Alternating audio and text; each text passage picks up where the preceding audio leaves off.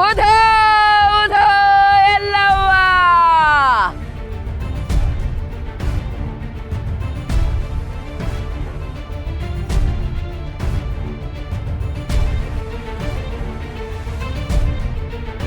ಜೋಗ್ದವನ್ ಮಾತೇ ಮರ್ತೋಗಿದ್ದೆ. ಅದು ಹೇಗೆ ನಾನು ದೇವಸ್ಥಾನಕ್ಕೆ ಕರ್ಕೊಂಡು ಹೋಗಬೇಕು ಅಂತ ಆರ್ಯ ಸರ್ ಗೊತ್ತಾಯಿತು.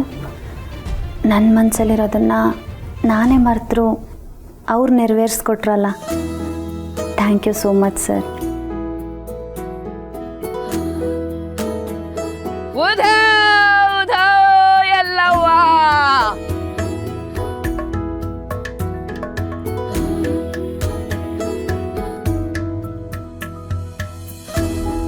ಏನಾಯ್ತು?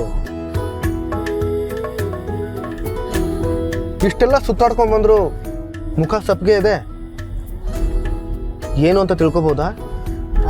ಇಲ್ಲ ಸರ್, ಹಾಗೇನಿಲ್ಲ. I am fine. ನಮ್ಮ ಅನು ಹೇಗಿದ್ದಾಳೆ ಅಂತ ನಮಗೆ ಗೊತ್ತಿಲ್ವಾ?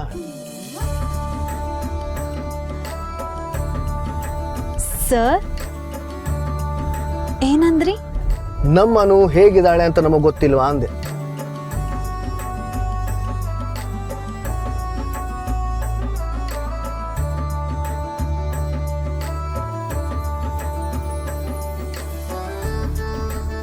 ನಿಮ್ಮ ಮನುನ ಹೇಗೆ ನಗಿಸ್ಬೇಕು ಅನ್ನೋದು ನಿಮಗೆ ತುಂಬ ಚೆನ್ನಾಗಿ ಗೊತ್ತು ಅಲ್ವಾ? ಪರೀಕ್ಷೆ ಮುಗಿದ ತಕ್ಷಣ ಆಫೀಸಿಗೆ ಬಂದ್ಬಿಡೋನು. ಸರ್ ನೀವು ಹೂ ಅಂದರೆ ನಾನು ಈಗಲೇ ಬಂದ್ಬಿಡ್ತೀನಿ. ಎರಡೆರಡು ಕೆಲಸ ಒಟ್ಟಿಗೆ ಮಾಡೋಕ್ಕಾಗಲ್ಲ. ಓದಬೇಕಾದ್ರೆ ಏನಾದರೂ ಡೌಟ್ಸ್ ಇದ್ರೆ ಕರೆ ಮಾಡು. ಸರ್ ನೀವು ಇಷ್ಟು ಹೇಳಿದ್ರಲ್ಲ, ಸಾಕು ಬಿಡಿ.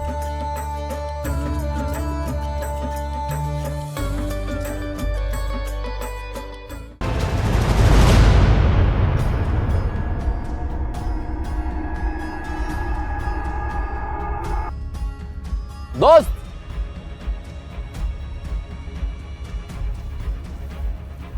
ತಡ ಆಯ್ತೇನೋ? ಪರವಾಗಿಲ್ಲ ದೋಸ್ತ್, ಬಂದು ಒಂದು 10 ಮಿನಿಟ್ಸ್ ಆಯ್ತು ಅಷ್ಟೇ. ಬೇರೆ ಏನು ಕೆಲಸ ಆಯ್ತೋ ಏನೋ, ಸಿಗ್ತೀನಿ ಅಂತ ಹೇಳ್ಬಿಟ್ಟೆ, ತೊಂದರೆ ಆಯ್ತೇನೋ? ಓ, ಇದೇನಿದು ಇವತ್ತು ಮಾತಿನ ಮೀಟ್ರು ಬೇರೆ ಥರ ತಿರುಗ್ತಾ ಇದೆ. ಸ್ಕೂಲ್ ಏನೋ ಮಾತಾಡಬೇಕು ಅಂದ್ರಿ, ಬಂದಿದ್ದೀನಿ, ಮಾತಾಡಿ.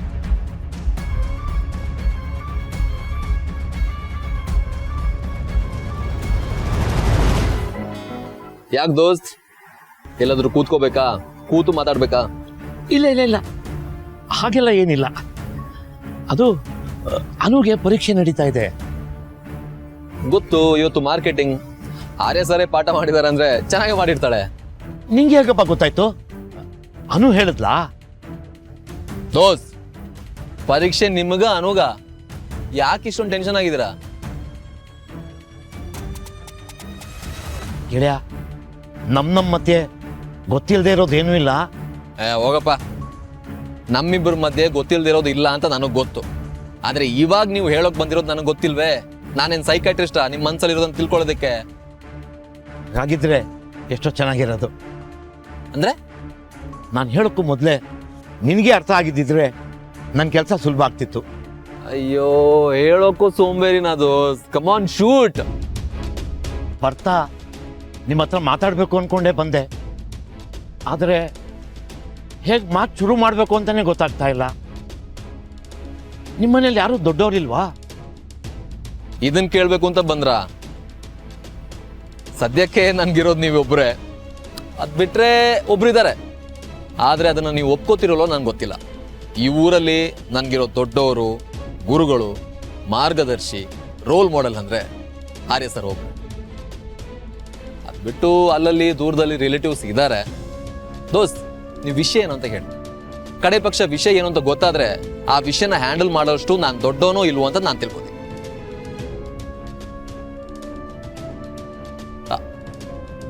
ಬನ್ನಿ ದೋಸ್ತ್, ಕೂತ್ಕೊಂಡು ಮಾತಾಡೋಣ. ಬನ್ನಿ, ಕಮ್.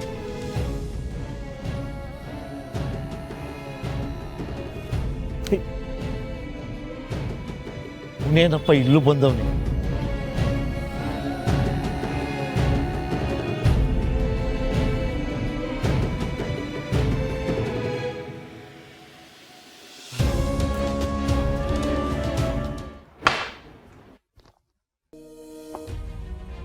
ನಮ್ಮ ದೋಸ್ತು ಗಿಟಾರ್ ಇಟ್ಕೊಂಡಾಗ್ಲೂ ಇಷ್ಟು ಸಂಕೋಚ ಪಟ್ಟಿರ್ಲಿಲ್ಲ.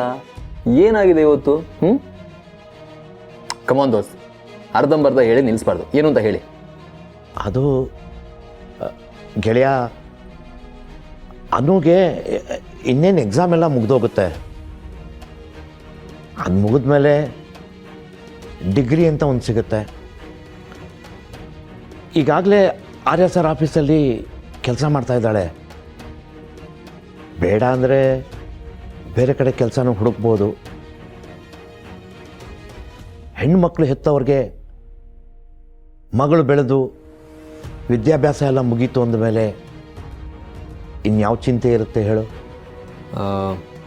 ಯು ಮೀನ್ ಮದುವೆ? ಮದುವೆ ಒಂದು ಆಗೋದ್ರೆ ನಿಮ್ಮೆಲ್ಲ ಜವಾಬ್ದಾರಿಗಳು ಮುಗ್ದೋಗುತ್ತೆ.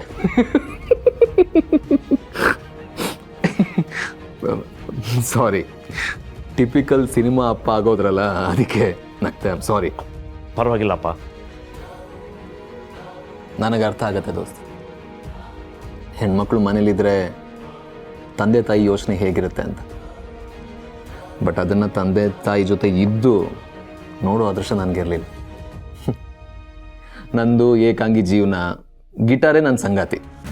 ಆ ಗಿಟಾರ್ನ ನನಗೂ ಹೇಳ್ಕೊಟ್ಟಲ್ಲಪ್ಪ. ಈಗ ನಾನು ನಿನ್ನಲ್ಲೇ ಒಬ್ಬ ಏಕಾಂಗಿ ಅಂತ ಅನ್ಕೋಬೇಡ. ನನಗಿವತ್ತು ಮಾತಾಡೋಕ್ಕಾಗ್ತಾ ಇಲ್ಲ. ಯಾರೋ ಮನೇಲಿ ದೊಡ್ಡವ್ರು ಇದ್ದಾರೆ ಅಂದ್ಯಲ್ಲಪ್ಪ, ಅವ್ರನ್ನ ಒಂದ್ಸಲ ಭೇಟಿ ಮಾಡಿಸ್ತೀಯಾ? ಭೇಟಿನ? ಹಾಂ, ನಾನು ಅವ್ರ ಹತ್ರನೇ ಮಾತಾಡ್ತೀನಿ. ಒಂದ್ಸಲ ಭೇಟಿ ಮಾಡಿಸು. ಒಂದು ಸೆಕೆಂಡ್.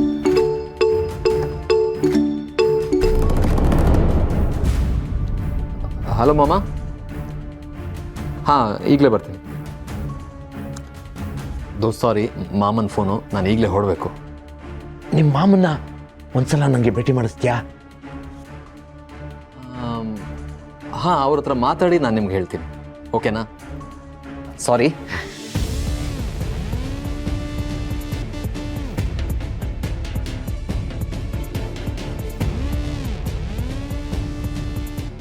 ಜೊತೆ